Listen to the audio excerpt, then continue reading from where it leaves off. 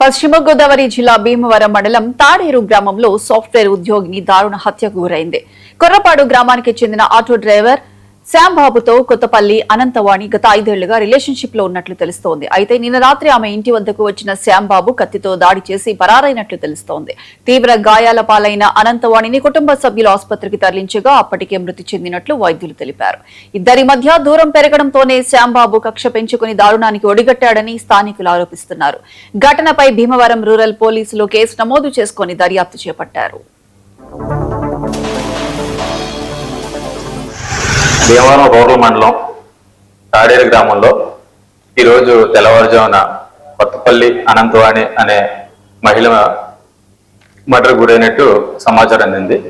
దాని మీద కొత్తపల్లి వెంకటేశ్వరరావు ఆయన తండ్రి ఇచ్చిన ఫిర్యాదు మేరకు కేసు నమోదు చేసి దర్యాప్తు చేస్తున్నామండి. త్వరలో నిందితులను పట్టుకొని